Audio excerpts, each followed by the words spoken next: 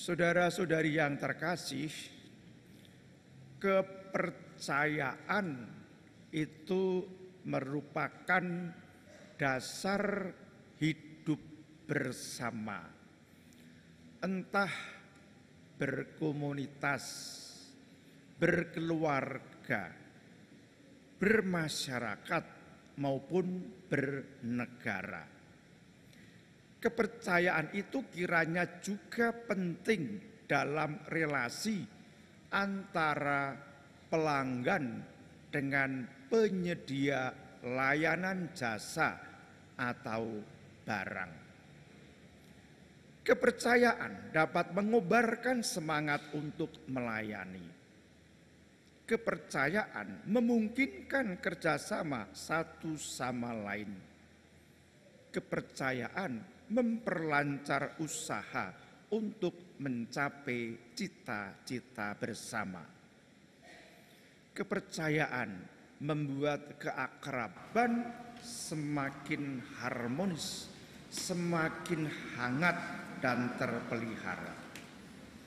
Kepercayaan itu mengikat hati untuk senantiasa bersatu, bermurah hati, saling berbagi anugerah tanpa memperhitungkan kerugian yang pernah terjadi di masa silam maupun mendatang.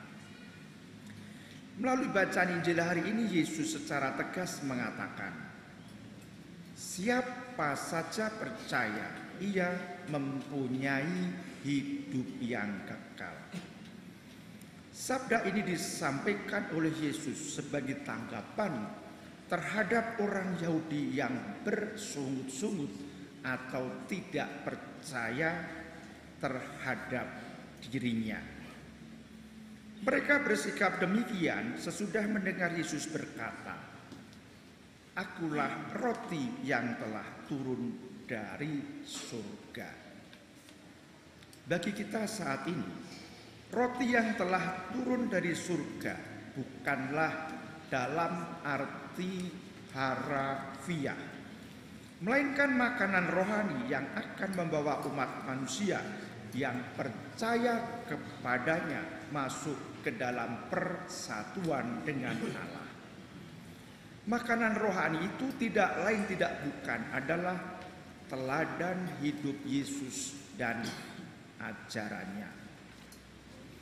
Saudara-saudari yang terkasih, kita percaya kepada Yesus yang memberi jaminan hidup kekal. Selagi masih di dunia, kita memang belum mengalami sepenuhnya kehidupan kekal. Kita mengambil bagian dalam kehidupan yang kini diberikan oleh Yesus kepada orang yang percaya kepadanya dan yang akan diberikan sepenuh-penuhnya pada hari kebangkitan. Kehidupan kekal itu bukan sekedar kehidupan setelah kematian.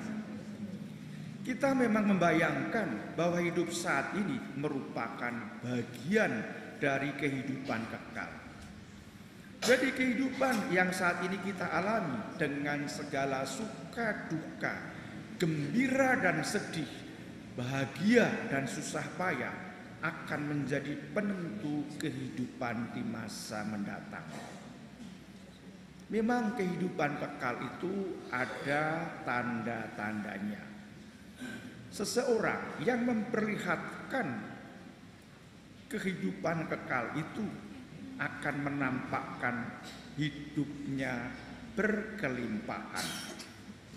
Akan tetapi kelimpahan itu bukan nampak dalam wujud materi duniawi, meskipun diinginkan oleh banyak orang atau bahkan semua orang. Kelimpahan itu di bidang rohani.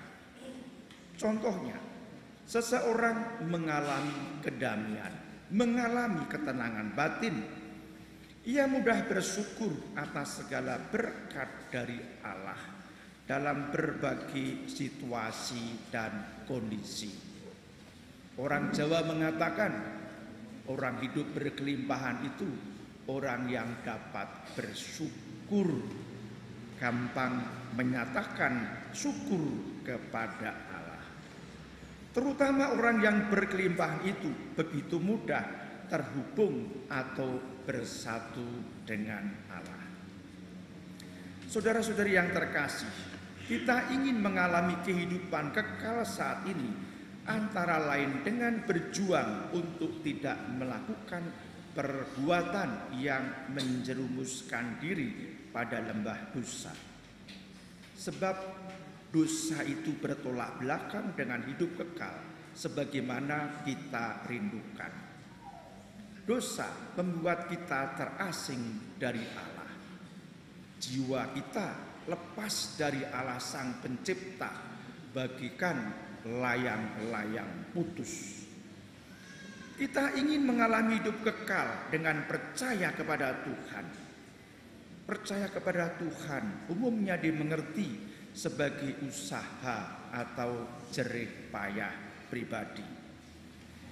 Sebenarnya percaya kepada Tuhan merupakan anugerah Allah. Kita percaya kepada Tuhan dengan memberikan diri untuk menerima sakramen baptis.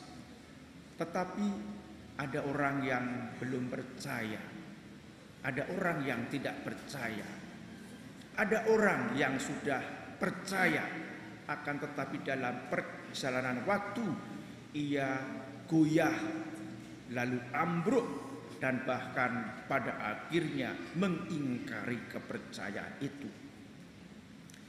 Percaya kepada Tuhan itu bukan bagaikan terminal atau perhentian terakhir untuk mengambil bagian dalam hidup ilahi.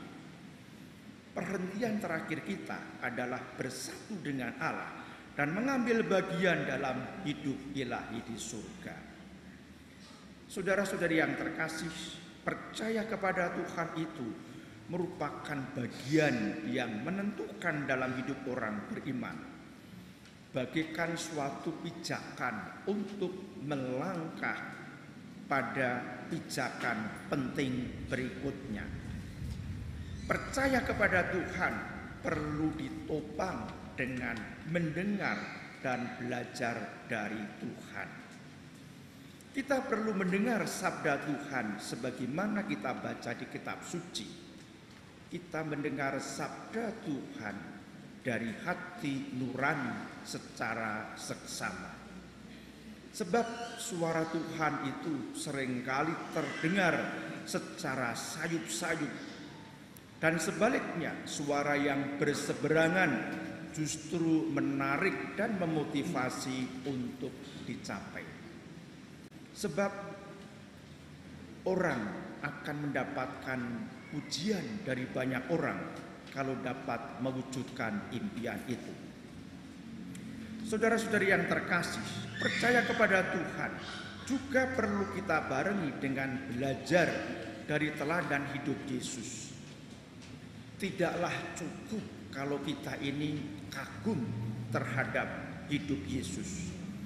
Kita berjuang untuk setia kepada Allah sekalipun situasinya sulit, bahkan bisa jadi suatu kali kita merasa sendirian. Maka marilah kita mohon agar kita siap dibimbing oleh Roh Kudus untuk senantiasa mendengar dan belajar dari Tuhan. Dimuliakanlah Tuhan kini dan sepanjang masa.